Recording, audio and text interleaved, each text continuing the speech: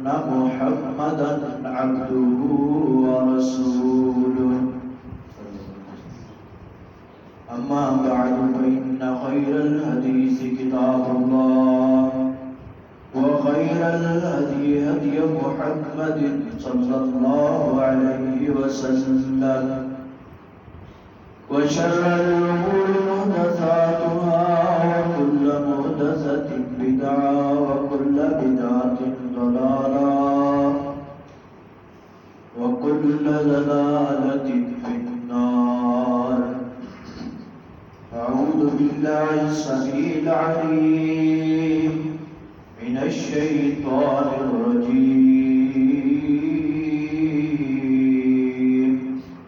بسم الله الرحمن الرحيم.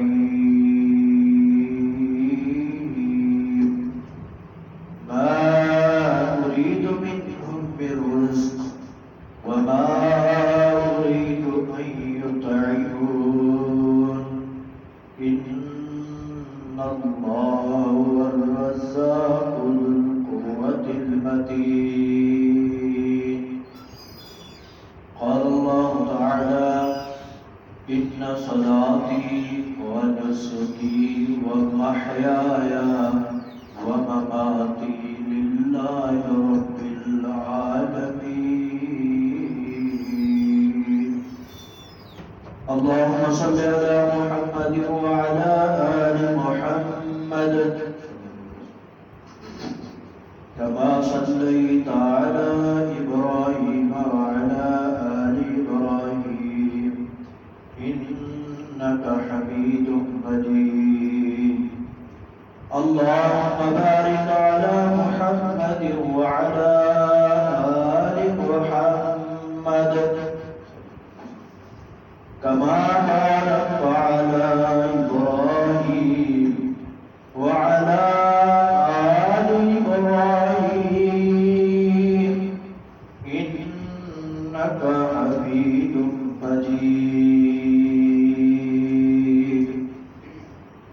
رب اشرح لي صدري ويسر لي أمري واحلل عقدة من لساني يفقهوا قولي.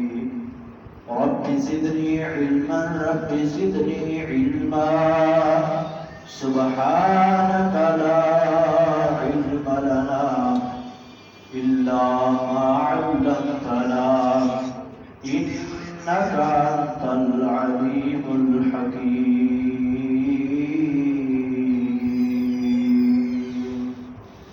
تمام قسم کی حمد و ثنا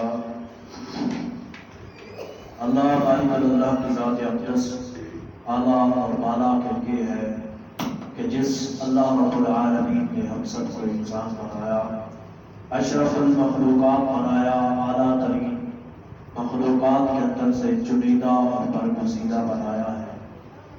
ارب ارب انگنت بے شمار بےحد و حساب لا تعداد درود و سلام ہوں ہمارے آقا و مولا ہمارے پیر و مرشد جناب محمد رسول اللہ صلی اللہ علیہ وعلی آلہ وبارک وسلم کی ذات اقدس اعلیٰ و بالا کے لیے. نہایت سامعین کرام و سامعات، بزرگوں، ساتھیوں، نوجوان بھائیوں، پردہ کے اندر بیٹھ کے میری معزز مائیں اور بہنیں، خطبہ جمعہ کو سلام فرمانے والوں، سب سے پہلے ایک دو باتوں کی طرف اشارہ کرنا چاہتا ہوں جن کا پتہ چلا ہے کہ پہلی بار مسجد کے اندر چاہے عورتیں ہوں چاہے مرد ہوں، کسی بھی بندے کو کسی قسم کی سیاسی گفتگو نہیں کرنی چاہیے، بچنا چاہیے. یہ مساجد ان المساجد للہ ولا تدعوا مع اللہ احدا، یہ مساجد اللہ رب العزت کے گھر ہیں. اللہ رب العزت کے گھر ہے تو فلا تدعوا مع اللہ احدا، ان مساجد کے اندر اللہ کے ذکر کے علاوہ جو اللہ کے بنیادی احکامات مردوں کے اوپر لاگو ہوتے ہیں، ان کے علاوہ کسی دوسری فضول بات کو مسجد کے اندر نہ کیا جائے۔ اگر زیادہ باتیں کرنی ہیں تو گھروں کے اندر ہی کر لی جائے، نہ کہ مساجد کے اندر۔ اور بالخصوص عورتوں کو یہ پیغام دینا چاہتا ہوں، کیونکہ انہیں کی طرف سے پتہ چلا ہے کہ زیادہ تر جمعہ سے قبل، جمعے سے پہلے، خطبے سے پہلے آ جاتی ہے تو سیاسی گفتگو عام ہو جاتی ہے، تو اس سے پرہیز کیا جائے۔ یہ شریعت کے اندر منع ہے، مسجد کے تقدس کے خلاف ہے، مسجد کی عزت کے خلاف ہے۔ دوسری بات، جب بھی جمعہ کے لیے آنا ہے سب سے پہلے اپنے موبائل فون سارے سائلنٹ کر لیا کریں یا بند کر دیا کریں، تاکہ خطبہ جمعہ کے اندر کسی قسم کی پریشانی کا سامنا نہ کرنا پڑے۔ یہ اتنا ضروری ہے کہ نبی کریم صلی اللہ علیہ وسلم نے فرمایا کہ اگر خطبہ جمعہ ہو رہا ہو تم میں سے کوئی بندہ اپنے ساتھی کو یہ بھی نہ کہے کہ خاموش ہو جاؤ۔ اگر کوئی بات کر رہا ہے اسے یہ بھی نہ کہے، اگلا بندہ یہ بھی نہ کہے کہ خاموش ہو جاؤ، بول کر کے بات کر کے یہ نہ کہے۔ اشارے سے کہہ سکتا ہے، اشارے کے نئے سے اشارہ کر سکتا ہے چپ رہنے کا، لیکن بات کرنا بالکل خطبہ جمعہ کے منافی ہے۔ اور تیسری بات، یہ جو بچے ٹھیک لگا کے بیٹھے ہیں اس کو نبی کریم صلی اللہ علیہ وسلم نے بالکل منع کیا ہے۔ کوئی بندہ خطبہ جمعہ کے اندر ٹیک لگا کے نہ بیٹھے۔ اور اس کے علاوہ گھٹنے پکڑ کے بیٹھنا یہ بھی شرعی لحاظ سے منع ہے۔ گھٹنے پکڑ کے بیٹھ جانا یہ بھی منع ہے، بلکہ سیدھے اور متوجہ ہو کر بیٹھنا یہ سنت طریقہ ہے جو رسول اللہ صلی اللہ علیہ وسلم نے ہمیں۔ میرے بھائیوں، یقیناً آج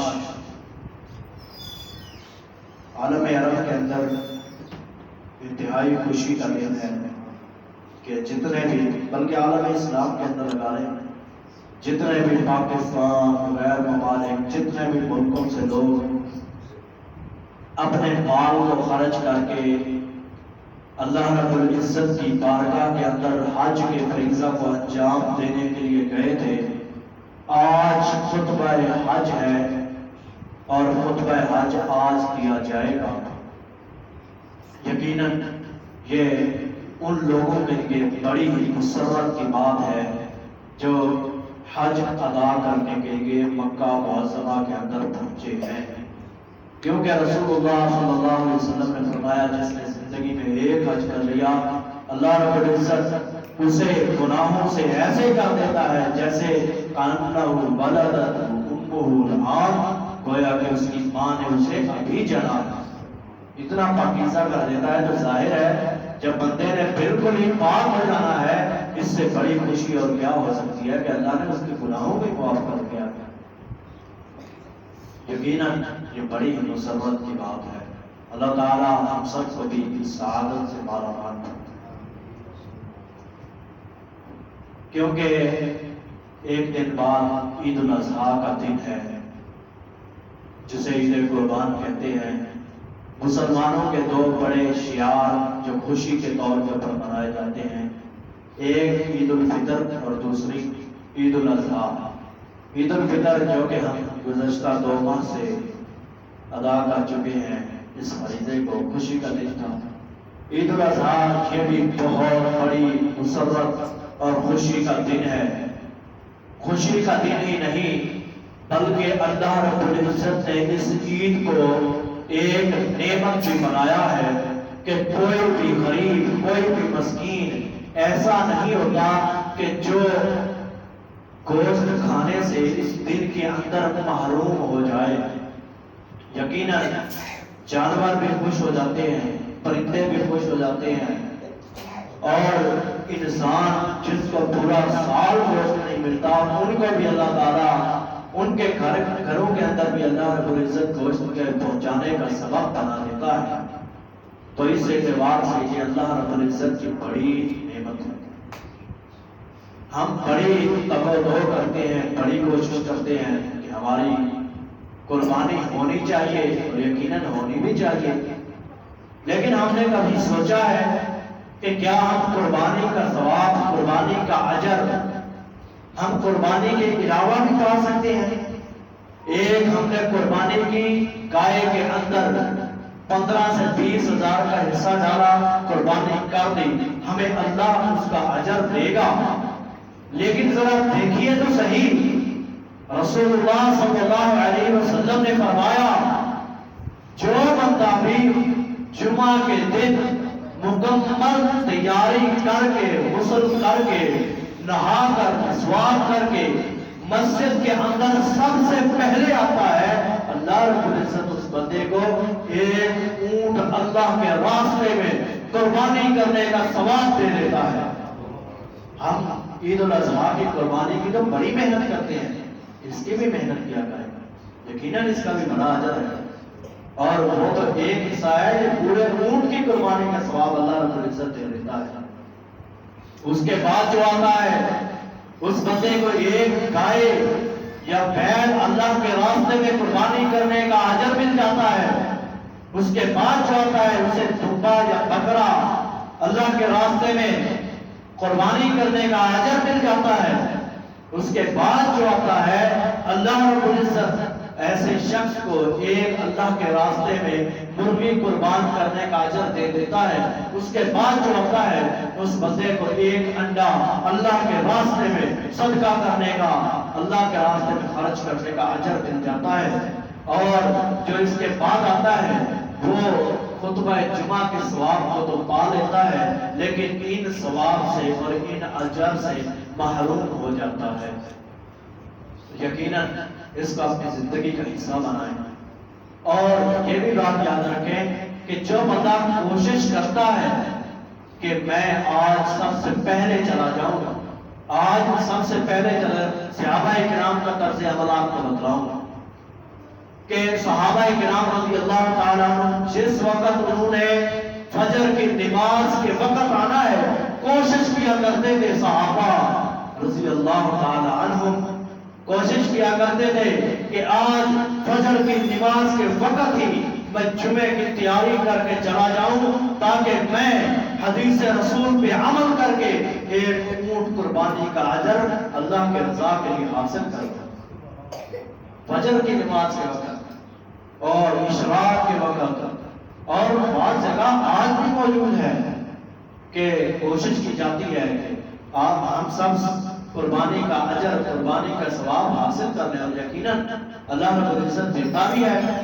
صحابہ کرام معیار ایمان ہے، ایمان کا حصہ ہے، یقیناً اگر صحابہ نہ ہوتے ہم تک یہ دین بھی نہ پہنچتا۔ بات آ گئی ہے تو ایک بات کہنے لگا ہوں، کل ہی ابھی ایک بہت بڑا مارکا چلے، آپ کو بھی معلوم ہونا چاہیے، بعض لوگوں کو آپ نے سنا ہوگا کہ وہ سیدنا امیر معاویہ رضی اللہ عنہ، مختصر سی بات ہے، اس کے بعد قربانی کے مسائل کو آپ کے سامنے شروع کرتا ہوں۔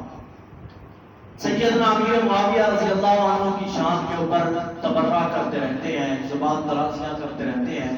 2 سال قبل فیصل آباد کے ایک گاؤں کے اندر سید سلطان شاہ نقوی حفظہ اللہ تعالی، انہوں نے تقریر کی شان امیر معاویہ رضی اللہ عنہ کے اوپر۔ ایک آدمی آیا، اس نے سیدنا امیر معاویہ رضی اللہ عنہ کی نعوذ باللہ گستاخیاں کرنا شروع کر دی۔ سید سلطان شاہ نقوی حفظہ اللہ نے، جو سرگودا کے بڑے عالم دین ہیں، آپ سب جانتے ہیں، انہوں نے کہا کہ آج آئیے تو سیدنا امیر معاویہ کی گستاخی کرتا ہے، میں سیدنا امیر معاویہ کو جنتی کہتا ہوں۔ تو اسی بات کے اوپر ان کا مباہلہ طے ہو گیا، اس بات کے اوپر کہ جو جھوٹا ہوگا وہ سچے کی زندگی کے اندر ہلاک ہو جائے گا۔ کل عصر کے بعد وہ جو سیدنا امیر معاویہ رضی اللہ عنہ نے گستاخی کیا کرتا تھا، روڈ کے اوپر جا رہا تھا، سلپ ہوا، پاؤں سلپ ہوا، روڈ کے اوپر گرا، اور اوپر سے گاڑیاں گزرتی چلے گی، کسی نے دھیان ہی نہیں کیا، کہ بندہ مرتا ہے، نیچے آتا ہے، کوئی خیال تو کرتا ہے کہ اس کو اٹھا دیا جائے۔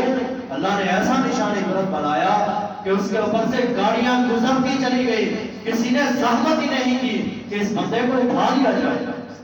اور یقیناً یہ گستاخ صحابہ کا انجام ہے۔ بات کر رہا تھا کہ صحابہ کرام رضی اللہ عنہ کی اتنے قربانی کے اندر دلچسپی لیا کرتے تھے۔ آج ہم جن مسائل سے ناآشنا ہے اور دور ہو چکے ہیں وہ یہ ہیں، اللہ رب العزت نے قربانی کرنے کے لیے چند ایک بنیادی باتیں ہم سب کو سمجھائی ہیں جن کے اوپر عمل کرنا ہمارے لیے سب سے زیادہ اہم اور ضروری ہے۔ اللہ رب العزت نے قربانی کا ذکر کیا قرآن مجید کے اندر۔ اللہ نے فرمایا ان صلاتی ونسکی ومحیایا ومماتی للہ رب العالمین۔ اے نبی آپ کہہ دیں ان صلاتی بے شک میری نماز ونسکی میری قربانی ومحیایا میری زندگی ومماتی میری موت للہ رب العالمین اللہ رب العالمین کے لیے۔ آج ہم بڑے شوق سے اور بڑے اجر کی امید رکھتے ہوئے یہ بات تو کرتے ہیں کہ ہم قربانی کر لیں، سال بعد آنی ہے اور کرنی بھی چاہیے۔ میرے بھائیوں ذرا صدق دل سے سوچئے گا، اللہ رب العزت نے قربانی سے پہلے بھی ایک چیز کا ذکر کیا ہے، فَصَلِّ لِرَبِّكَ وَانْحَرْ۔ اے نبی پہلے نماز پڑھیں، وانحر بعد میں قربانی کریں۔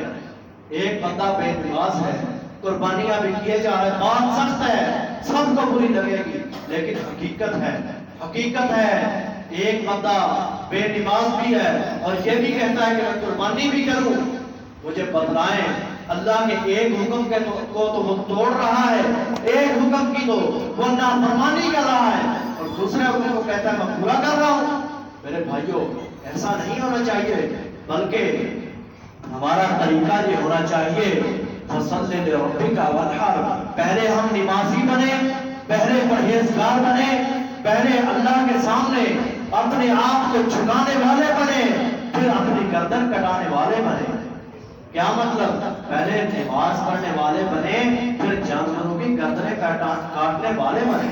پہلے حکم نماز کا ہے، نہ کہ پہلے قربانی کا ذکر ہے۔ اللہ نے فرمایا ان صلاتی پہلے نماز میری نماز ونسکی۔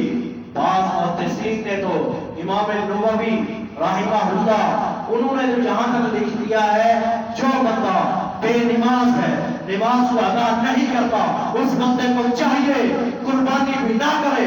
ایسی قربانی کی اللہ رب العزت کو کوئی ضرورت نہیں ہے۔ کیوں؟ پوچھا گیا امام صاحب آپ نے یہ بات کیوں کہی ہے؟ امام صاحب کہنے لگے مجھے اس بات کے اوپر شرح صدر حاصل ہے، میں بات اس لیے کہہ رہا ہوں اللہ نے پہلے نماز قربانی کرنے سے نماز کا ذکر کیا ہے کہ نماز زیادہ ضروری ہے، قربانی اس سے کم ضروری ہے۔ آج بتلائیے کوئی ایسا جو مالدار آدمی نہ ہو، کمزور ہو، اس کے پاس پیسہ نہ ہو، دولت نہ ہو، صدق کے دل سے بتلائیے اس بندے کو نماز کی رخصت ہے؟ نہیں ہے رخصت۔ جس کے پاس پیسہ نہیں ہے، جس کے پاس مال نہیں ہے، جس کے پاس دولت نہیں ہے، سرمایہ نہیں ہے، اس بندے کو قربانی کی رخصت موجود ہے شریعت کے اندر۔ کیا پتہ چلتا ہے قربانی اتنا ضروری نہیں ہے، کرنی چاہیے، انکاری نہیں ہے، لیکن نماز اس سے زیادہ ضروری ہے۔ اس کو بھی ذرا سوچیں۔ اللہ رب العزت نے فرمایا وَصَلِّ لِرَبِّكَ وَانْحَرْ۔ اے نبی کو کہہ رہے ہیں اللہ تعالیٰ، اے نبی آپ نے بھی اگر قربانی کرنی ہے سب سے پہلے آپ کو نمازی ہونا پڑے گا۔ ان صلاتی ونسکی ومحیایا ومماتی للہ رب العالمین۔ اے نبی اگر آپ یہ کہتے ہیں ہم نے قربانی کرنی ہے، آپ کو پہلے پرہیزگار بننا پڑے گا، پہلے آپ کو نمازی بننا پڑے گا۔ اور محدثین کی جماعت کے اندر سے امام ابو حنیفہ رحمہ اللہ انہوں نے کہا ہے جو بندہ کو نماز پڑھنے کی طاقت نہیں رکھتا، جو کہتا ہے کہ مجھ سے نماز نہیں پڑھی جاتی، اس بندے کو چاہیے وہ قربانی بھی نہ کرے۔ ان سب کو چھوڑیے، محدثین ہیں ان کی بات کو چھوڑیں، صحابہ پہ چلے جاتے ہیں۔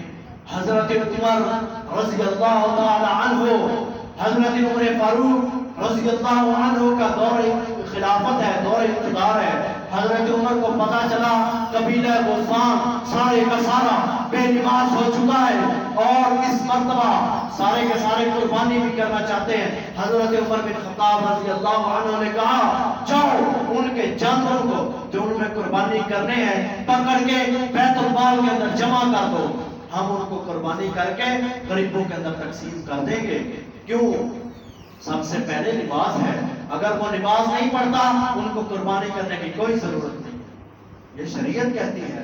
آج ہم اپنے اوپر ذرا سوچیں تو صحیح، ہم نماز پڑھتے نہیں ہیں، قربانی کرنی ہے، ٹھیک ہے قربانی کا اجر ہے، لیکن ذہن کے اندر نماز کا تو تصور پیدا کریں، نماز زیادہ ضروری ہے قربانی سے۔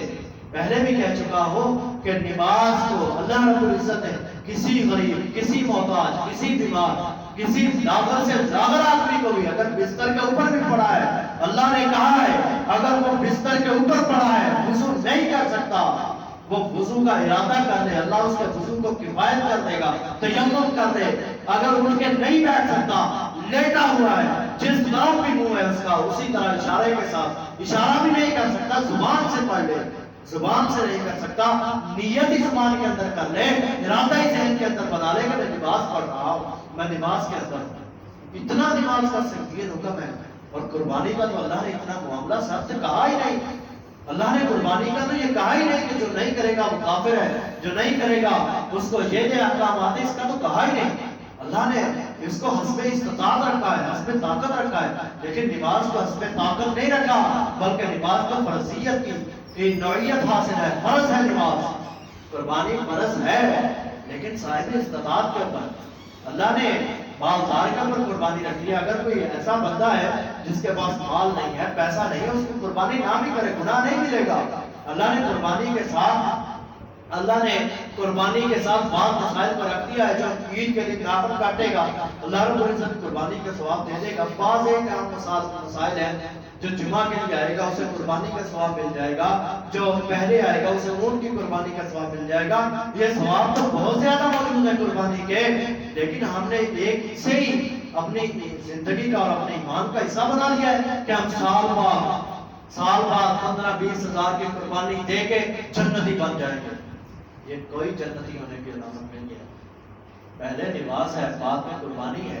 ذرا اپنے گریبان کے اندر جھانکے تو صحیح، ذرا دیکھیں تو صحیح، ہم کس نہج کے اوپر جا رہے ہیں، کس منہج کے اوپر جا رہے ہیں کہ صحابہ کا طرز عمل ایسا تھا۔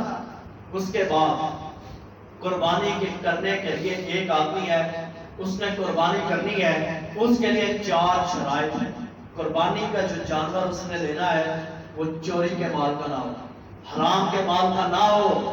اگر وہ حرام کے مال کا اسے چاہیے قربانی نہ کرے، لن ینال اللہ لحومها ولا دماؤها ولکن ینالہ التقوی منکم۔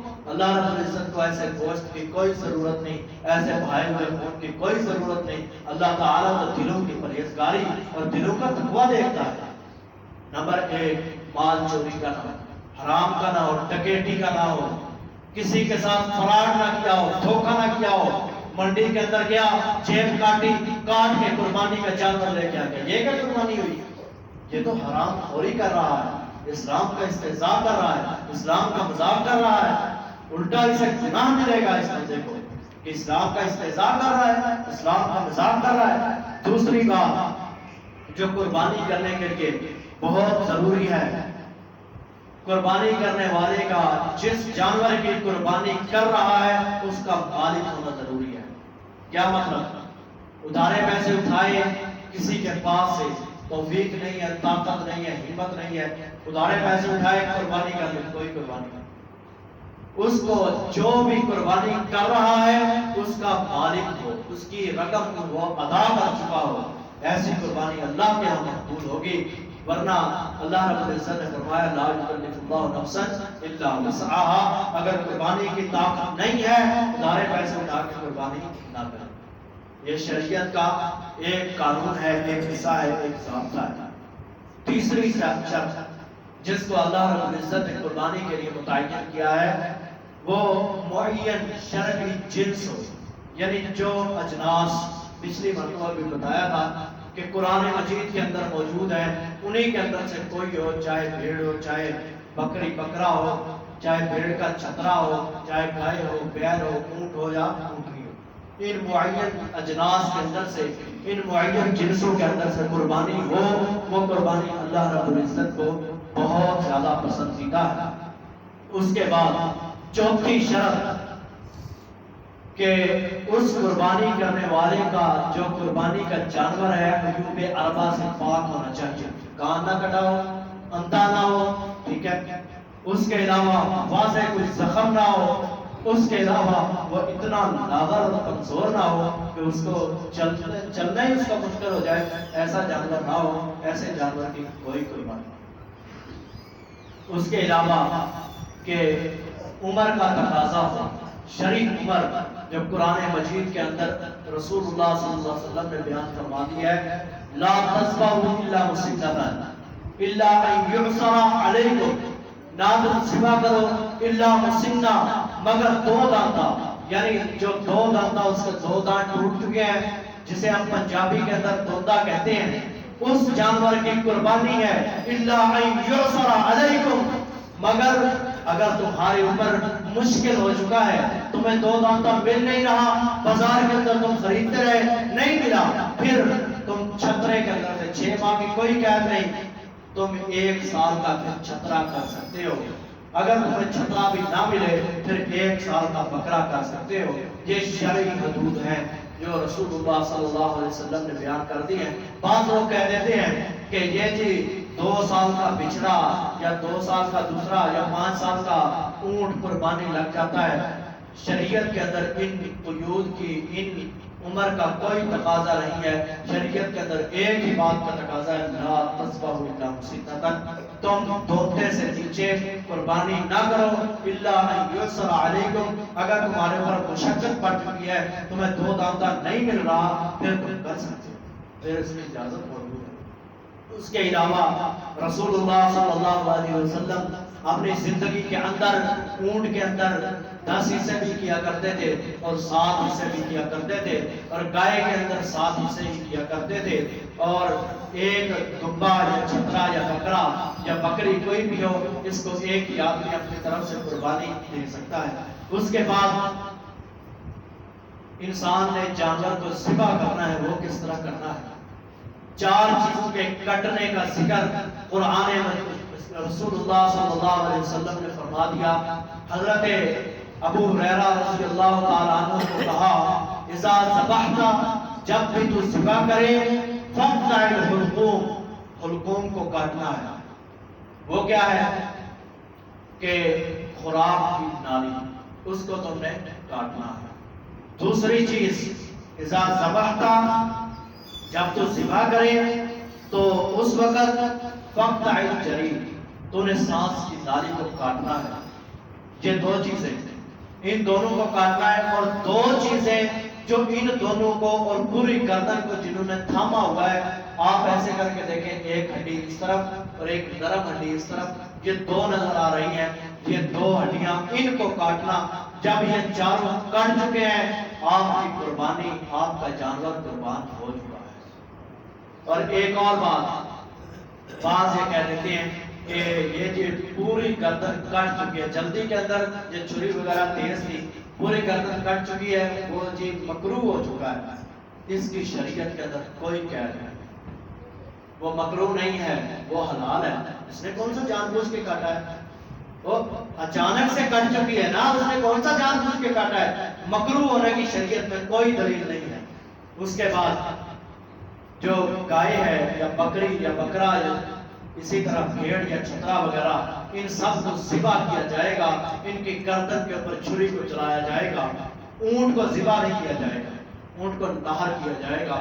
بعض لوگ، ایک مرتبہ پچھلے برس سے ایک ویڈیو آئی تھی کہ ایک آدمی نے یہیں پہ کوٹندو کے اندر اونٹ کو نہر کیا، بٹھا کے نہر کر دیا۔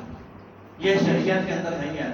اونٹ کو کھڑا کیا جائے اور جس وقت اس کو نہر کرنا ہے، اونٹ کے دائیں اگلے جو دایاں پاؤں ہے اس کو باندھ دیا جائے، اور اس کے بالکل حلق کے اندر، بالکل جہاں سے گردن کا آغاز ہوتا ہے، وہاں پہ نیزہ یا چھری تیز دھار کو مارا جائے، سارے کا سارا خون نکل جاتا ہے اور وہ گر جاتا ہے۔ یہ شرعی طریقہ جو رسول اللہ صلی اللہ علیہ وسلم نے نہر کرنے کا امت مسلمہ کو بتایا ہے۔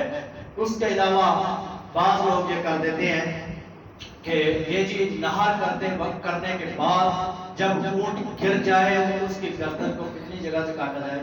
3 جگہ سے۔ یہ بھی صحیح ہے۔ شریعت کے اندر رسول اللہ صلی اللہ علیہ وسلم سے، نہ صحابہ سے، نہ تابعین سے، نہ کسی بھی ائمہ دین سے یہ طریقہ ثابت نہیں ہے، یہ اپنی طرف سے بنا لیا گیا ہے اور اس کو رواج دے دیا گیا۔ عالم عرب کے اندر یہ ہوتا ہے، عرب کے اندر قربانیاں ہوتی ہیں، ایسا کبھی نہیں ہوتا۔ دہر کیا بس اس کی جان نکل گئی، آگے کاٹنے کا ذکر ہے ہی نہیں اور نہ وہ کرتے ہیں۔ پاکستان کے اندر بہت عام ہو چکا ہے 3 جگہ سے کاٹنا، 3 جگہ سے نہیں ہے۔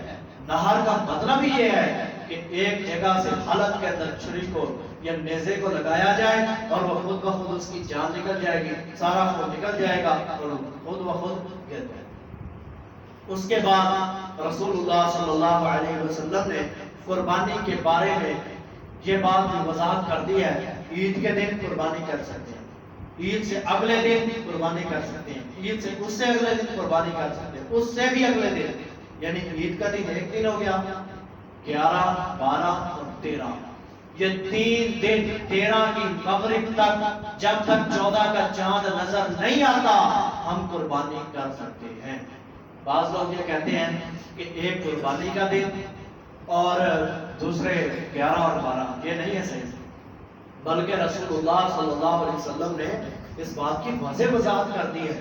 نبی کریم صلی اللہ علیہ وسلم نے فرمایا اذبحوا یوم الضحی، تم قربانی کرو کس دن؟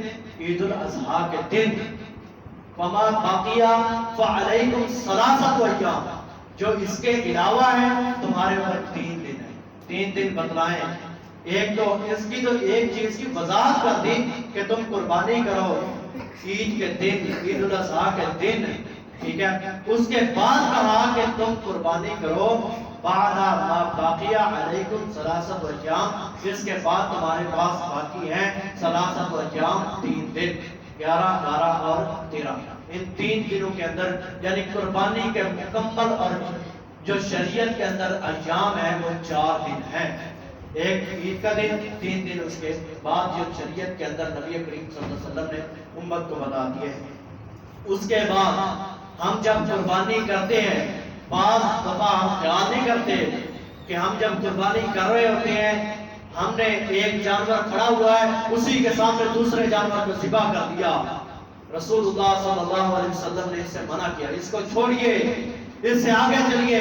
رسول اللہ صلی اللہ علیہ وسلم نے فرمایا کوئی بندہ تم میں سے اپنے نیزے کو یا چھری کو کسی جانور کے سامنے تیز نہ کرے، کسی کے سامنے لے کر کے نہ آئے، تاکہ تم اسے 2 موتیں دینا چاہتے ہو، ایک موت اسے ڈرا کے تم نے مار دیا، دوسری تم نے جو ذبح کیا وہ موت۔ قربانی کے جانور کو شریعت کے اندر یہ ہے اس کے سامنے چھری کو نہ لایا جائے، کسی دوسرے جانور کے سامنے قربانی کو نہ کیا جائے، جانور کو ذبح نہ کیا جائے۔ یقیناً ان کا دل روتا ہے، جس طرح انسان کو تکلیف پہنچتی ہے، انسان کی تکلیف کو سمجھتا ہے، انسان کی تکلیف کو سمجھتا ہے۔ ایک آدمی کی ٹانگ ٹوٹی ہوئی ہے اور دوسرے آدمی کو پتا ہے کہ اگر میری بھی ٹانگ ٹوٹ جائے تو کتنا درد ہوگا، کتنی تکلیف محسوس ہوگی۔ میرے بھائیوں، اسی طرح جانور بھی اپنے دوسرے جانور کی تکلیف کو سمجھتے ہیں کہ اس کی گردن کے اوپر چھری چل رہی ہے۔ اور یقیناً آپ نے ویڈیوز بھی دیکھی ہوگی کہ ایک مرتبہ ایک اونٹ کو ذبح کیا جا رہا ہے اور دوسرا اونٹ سامنے کھڑا ہو کر رو رہا ہے، اس کی آنکھوں سے آنسو ٹپک رہے ہیں۔ میرے بھائیوں، ان چیزوں سے گریز کرنا چاہیے اگر ہم ہی نہیں کریں گے۔ اور ایک اور بات، جب آپ نے قربانی کرنی ہے سب سے پہلے قربانی کرنے والے بندے کو نمازی ہونا چاہیے۔ آج ہمارے اندر یہ تصور بالکل ہی ختم ہو چکا ہے، حالانکہ یہ قربانی کے لیے شرط ہے، اس بندے کو نمازی ہونا چاہیے، پرہیزگار ہونا چاہیے۔ جو بے نماز ہے، نماز کو ادا نہیں کرتا، وہ قربانی کرنے کے لیے کھڑا ہو گیا ہے۔ اور ایک اور بات، بسم اللہ واللہ اکبر، یہ طریقہ کار صحیح بخاری کے اندر رسول اللہ صلی اللہ علیہ وسلم سے ثابت ہے۔ اس کے علاوہ کسی بھی لفظ کو بسم اللہ اللہ اکبر واللہ اکبر وللہ الحمد یہ کوئی ثابت نہیں ہے۔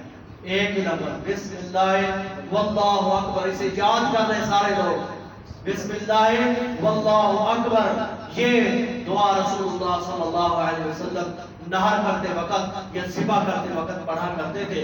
اس کے بعد جو اہم ترین مسائل ہیں کہ قربانی کے بعد جس وقت قربانی کر لی ہے، قربانی کے بعد بچنے والی جو کھال ہے وہ کہاں پہ ادا کرنی ہے۔ صحیح الجامع کی روایت 6118 نمبر روایت ہے، رسول اللہ صلی اللہ علیہ وسلم نے فرمایا جو بندہ اپنے جانور کی قربانی کی کھال کو غریبوں کو نہیں دے سکتا، اس بندے کی قربانی کی اللہ کا کوئی ضرورت نہیں ہے۔ ہم بیچ دیتے ہیں بڑے شوق سے، میرے بھائیوں ایک سائیڈ میں تو ہم 20-25 ہزار کی قربانی کر رہے ہوتے ہیں، ادھر ہمیں کوئی کمی نہیں آتی، ہاں ادھر 1500 کی یا 200-250 حصہ آتا ہے، اس کھال کو بیچ کے ہماری کمیاں پوری ہو جانی ہیں۔ اس کھال کو کبھی بھی فروخت نہ کیا جائے، رسول اللہ صلی اللہ علیہ وسلم نے منع کیا ہے، حدیث کی دلیل میرے پاس موجود ہے، صحیح الجامع 6118 نمبر حدیث ہے، رسول اللہ صلی اللہ علیہ وسلم نے فرمایا تم قربانی کی کھال کو نہیں بیچ سکتے، اس بندے کی قربانی نہیں ہے جو کھال کو فروخت کر دیتا ہے۔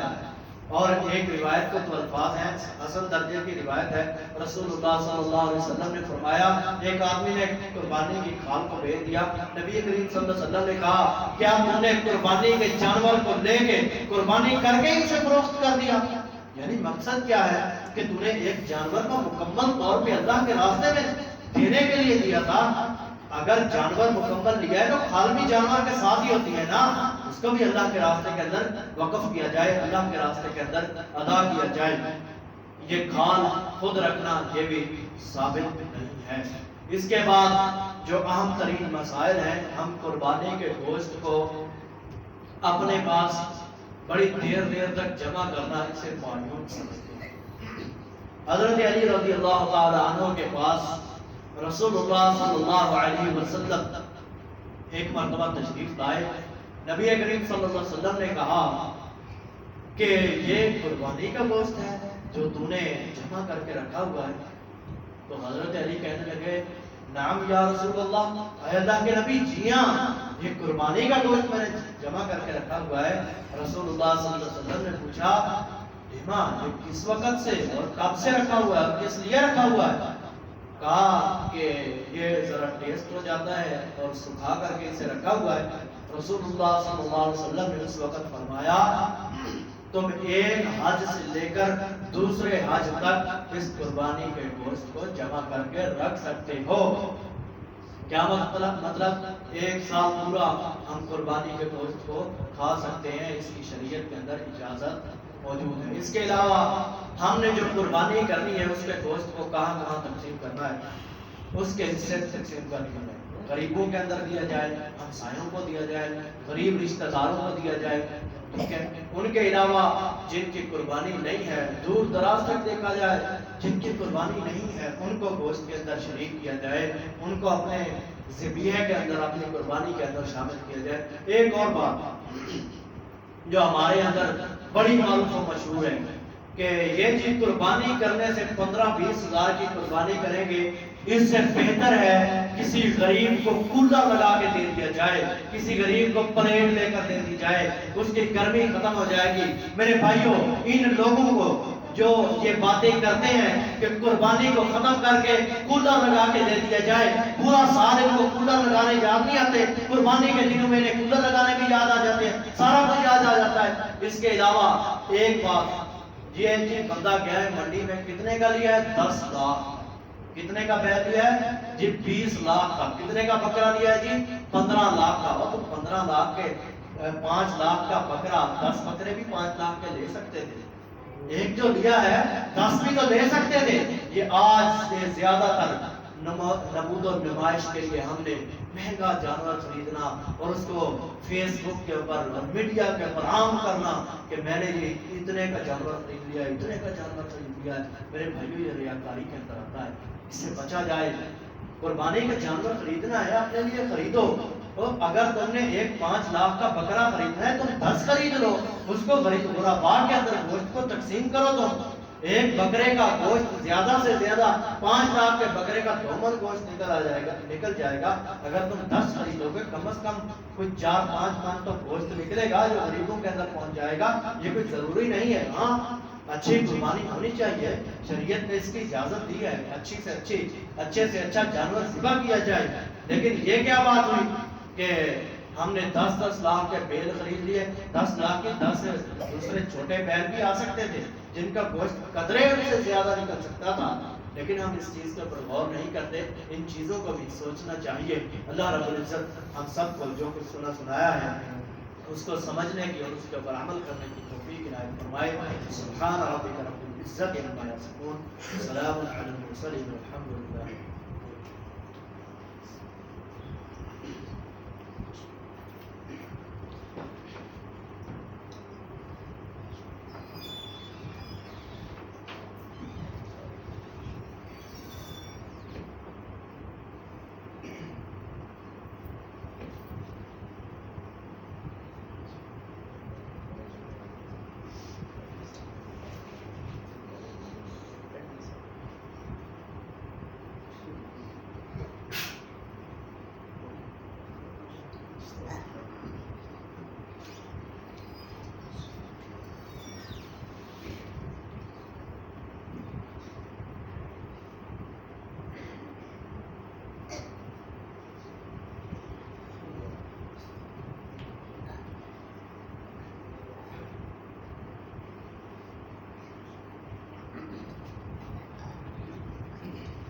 إن الحمد لله نحمده ونستعينه ونستغفره ونؤمن به ونتوكل عليه ونعوذ بالله من شرور أنفسنا من سيئات أعمالنا، من يهده الله فلا مضل له من يضلل فلا هادي له، وأشهد أن لا إله إلا الله وأشهد أن محمدا عبده ورسوله، أما بعد فإن خير الحديث كتاب الله وخير الهدي هدي محمد صلى الله عليه وسلم، وشر الأمور محدثاتها وكل محدثة بدعة وكل بدعة ضلالة وكل ضلالة في النار۔ أعوذ بالله السميع العليم من الشيطان الرجيم، بسم الله الرحمن الرحيم، فصل لربك وانحر۔ دنوں کے اندر رسول اللہ صلی اللہ علیہ وسلم نے سب سے افضل ترین دن یوم عرفہ کے دن کو قرار دیا ہے، اور ایک حدیث کے الفاظ ہیں، نبی کریم صلی اللہ علیہ وسلم نے فرمایا تمہارا سب سے زیادہ کیا گیا صدقہ اللہ کے ہاں یوم عرفہ کے دن کا صدقہ ہے، اور آج پاکستان کے اندر یوم عرفہ کا دن ہے۔ یقیناً استغفار، صدقہ و خیرات اس دن کے اندر عام کیا جائے۔ تو ایک دو گزارشات تھی کہ مسجد کا کچھ اوپر والے واش روم کا اور یہ کام وغیرہ کروایا ہے، اور اسی طرح 5-6 ہزار مسجد کا بل بھی آیا تھا، تو اس حوالے سے تمام ساتھی بھرپور تعاون کریں۔ یقیناً آپ ہی کے تعاون سے سارے سلسلے مسجد کے کھانے کے حوالے سے ہوں، مسجد کے حوالے سے ہوں، سارے سلسلے آپ کے تعاون ہی سے چل رہے ہیں۔ یقیناً اس کے اندر بڑھ چڑھ کے تعاون کیا کریں۔ اللہ تعالیٰ ہم سب کا حامی ناصر ہو۔ سبحان ربک رب العزت عما یصفون، وسلام علی المرسلین، والحمد للہ۔